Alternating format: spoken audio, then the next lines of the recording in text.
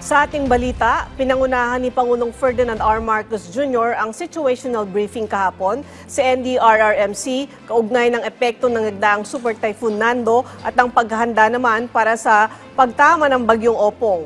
Muling pinatiyak ng Pangulo ang tulong para sa mga apektado at ang mabilis na koordinasyon ng mga ahensya ng pamahalaan.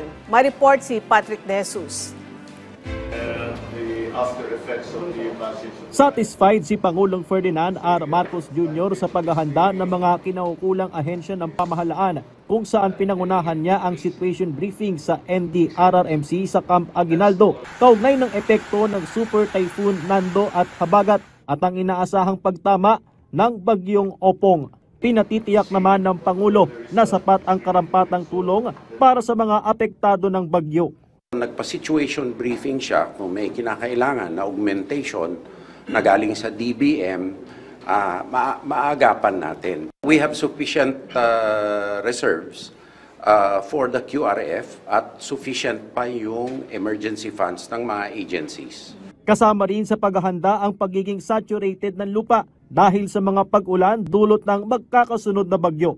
Una nang naka-activate ang Interagency Coordinating Cell para sa mas mabilis na koordinasyon ng mga ahensya ng gobyerno.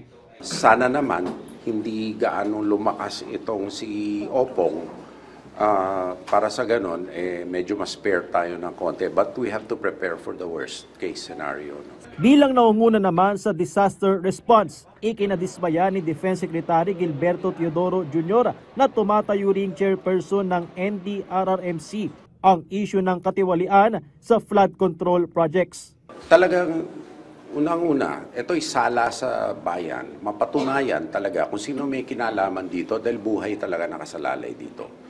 Secondly, it should serve as a lesson din na ang flood control ay national government initiative yan. Ngayon, itong pera na to, sana napunta sa tama, whether sa national defense or resilience ng communities.